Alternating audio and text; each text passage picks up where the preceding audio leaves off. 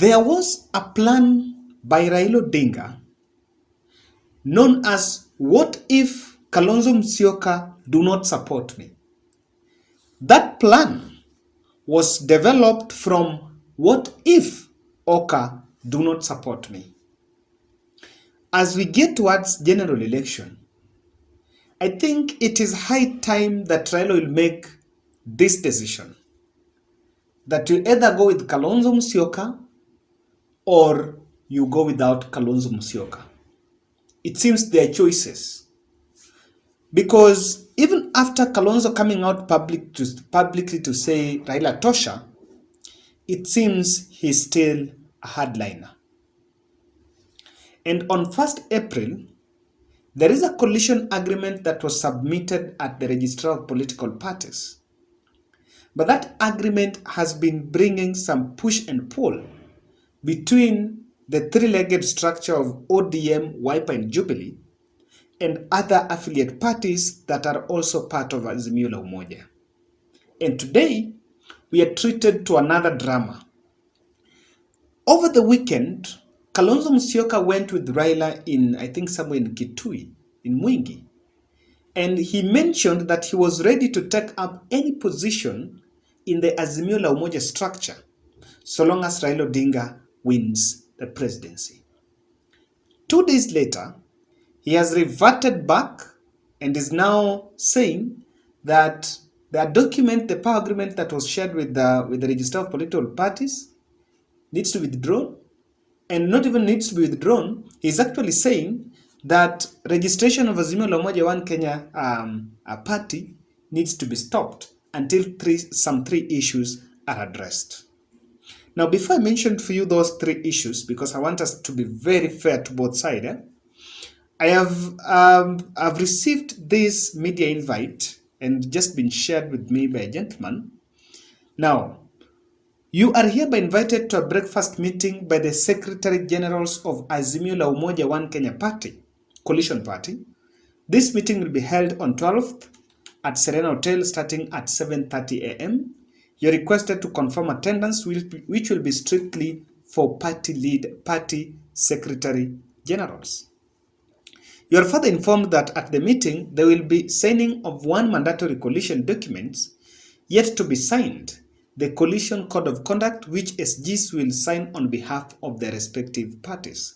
This meeting has been convened by Honorable Raphael Tuju, the Executive Director of Azimio la Umoja.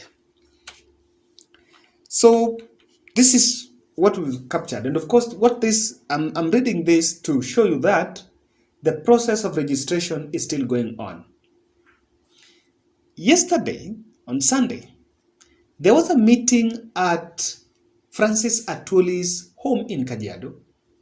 And I know I did not analyze that meeting because for me, I don't like doing what others have already done. But I also followed it.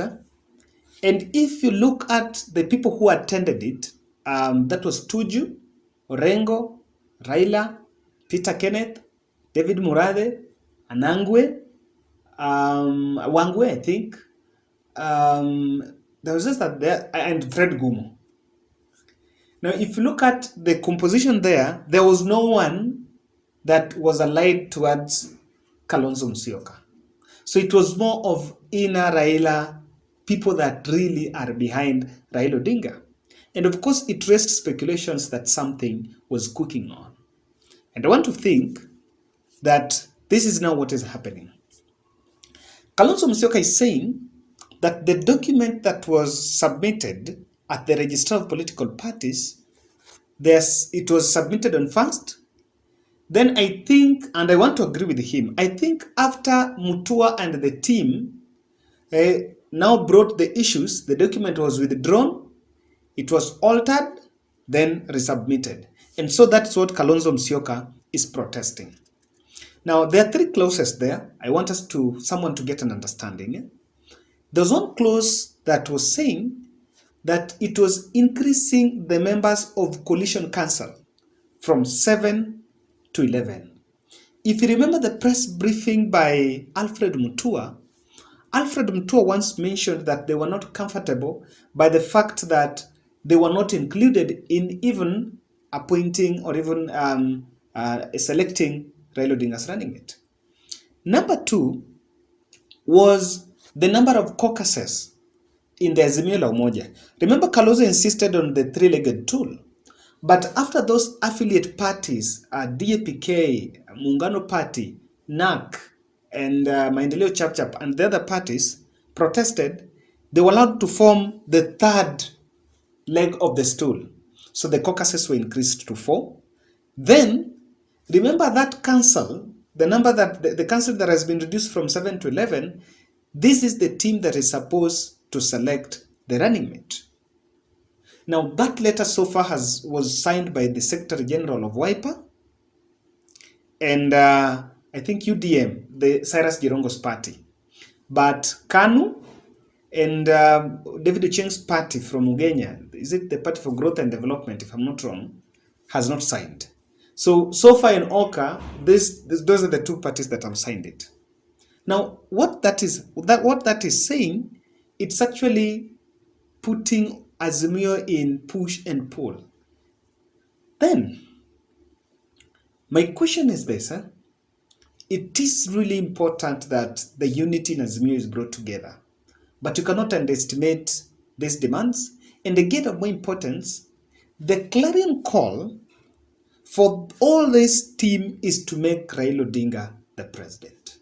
So ladies and gentlemen, having explained to you what happened, I want us to ask ourselves some 4 fundamental questions.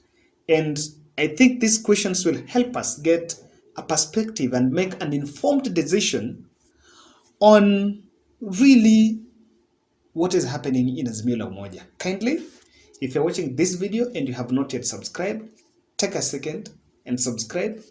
Click the notification bell, and also more importantly, give us your feedback in the comment section.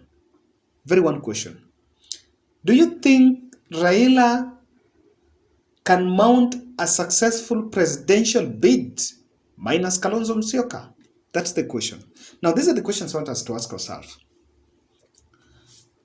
As Kalonzo's dilly-dallying and all this that is going on, where is Raila's winning arithmetic with Kalonzo Musyoka? Where is that? We'll answer. Number 2, now the 4th leg in the stool, how will the 4th leg in the stool destabilize Oka? To be specific, how is DAPK and Maendeleo Chapchap and these parties destabilizing Kalonzo Musyoka? Number 3, are they concerned of the public perception of Kalonzo Musyoka? And lastly, when will Kalonzo join the campaigns? Or when will Azimio start the campaigns?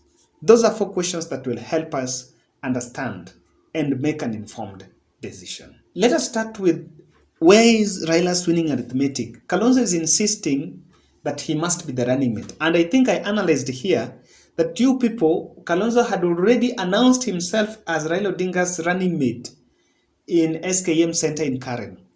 The question here is this. If Kalonzo is made the running mate and Central Kenya concern is not taken and the other leg is removed with the DAPK going their way and Maendeleo Chapter and the rest of the team, do Azimio have the numbers to win the presidency? That is the question, because I feel Kalonzo is so, and I don't want to mention his name, but I think the Wiper team, they are so obsessed with the running mate and they are not interested on whether we are going to win or not. Better still, someone was telling me that could it be that Kalonzo has already known, at some point Musalia once said that as Oka they were told they can be given the presidency. Has Kalonzo really known that Raila is going to be made the president by hook or crook? So what he's doing is just to fix himself there, oblivious of the winning arithmetic. Kalonzo's support with the 3 governors in Azimio, the Ukambani vote can be locked. But where Raila Odinga needs extra effort to bring the numbers on table is Central Kenya. And Kalonzo Musyoka has worked with Raila in 2017 and 2013. Having known that in 2013 they were with Wetangula, in 2017 they were with Wetangula and Mudavadi. In 2022, Wetangula and Mudavadi are out. Now, for them to fix and get the numbers, they need to the Central Kenya. So the question is here is this, huh? Is Kalonzo going to represent Central Kenya running mate? Or for him, they can still win without?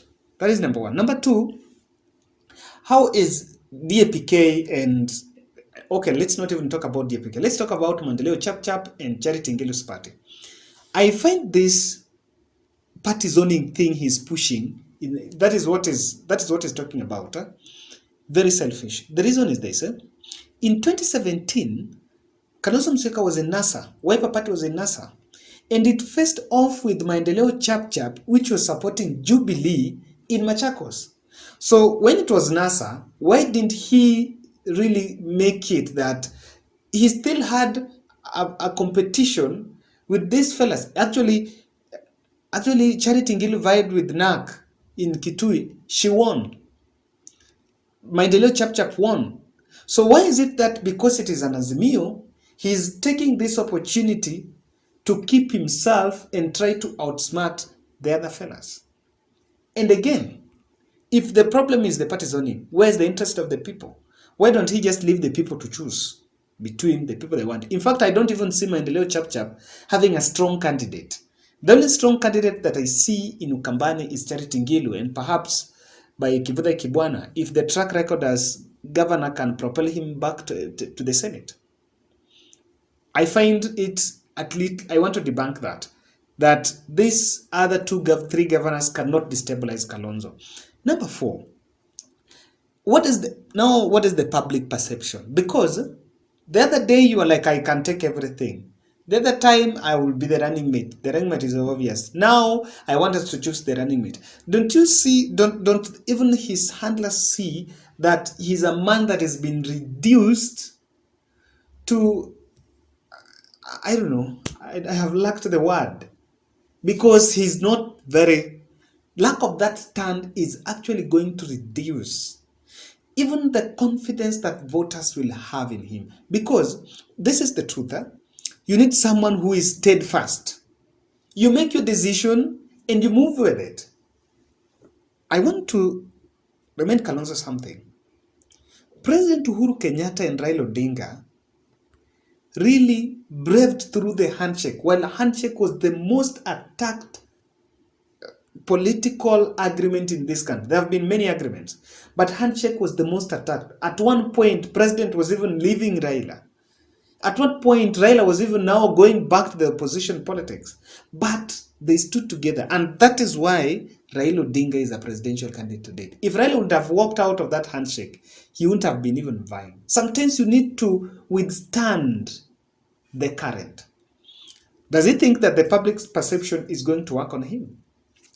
Lastly, when are they going to campaign? Because if you remember before even Oka was disbanded, ladies and gentlemen, these fellas they went to Naivasha thrice. They went to Naivasha in July, 14th August. They were also there in January. They never agreed. Mudavadi moved out, then went to William Ruto. They now started again meeting and calling press conferences. After that, it is Raila Odinga who rescued that One Kenya lands. It is the Azimio wave that rescued One Kenya lands. But then, when are they going to start to campaign? Because what wanajipanga? If you want to know that, I think Kalonzo is a big problem. What is he doing with Mike Sonko? How can Mike Sonko go to Vine Mombasa? Honestly. He has Ali Mbogo, Kisauni MP, who is a Wiper candidate, can Vine Mombasa. How will you take Sonko from Nairobi and to Vine Mombasa? Should he just have a candidate everywhere? I don't know. I don't know this analysis, but that was the question. There is something I want to mention about the running mate. Ladies and gentlemen, Raila Odinga's running mate needs to come from Central Kenya. There's no better way to say it. I think my stand has been on Martha Karua. When it became apparent that it was Kalonzo Musyoka, I didn't have a problem because at the end of the day, our life has to move on. But we cannot underestimate. If Raila do not pick a Central Kenya as running mate, this election is lost. And William Ruto needs to prepare for the swearing in. That is it. He can become president with the Central Kenya running mate. And I think it is time to revert back to project what if Kalonzo doesn't work with me. Because it seems I may not be shocked to see Kalonzo walking out of Azimio and teaming up with Jimmy Wanjigi, even becoming a running mate, or Jimmy Wanjigi becoming his running mate. They make their third force, and maybe in a plan to push a post-election agreement. That is something that is on the table, because I don't see his heart is in Azimio la Umoja. Ladies and gentlemen, I might be wrong, but then if you are right, can you tell me in the comment section? This is what is happening. If the running mate goes to Central Kenya, in the event that Raila Odinga revives the reggae, or rather the BBI, or any constitutional change, Kalonzo Musyoka will reserve, and he will be in a better place, because in that he's going to get that position. Now, and it is simple. There is no way that if Raila gives running mate to Central Kenya, then a prime minister or a powerful government post comes, it will go to Central Kenya. It will go to him. So I don't think he is really focused on this. And how I wish that the prime denominator in Azimio la Umoja would and should be making sure that Raila Odinga wins the presidency.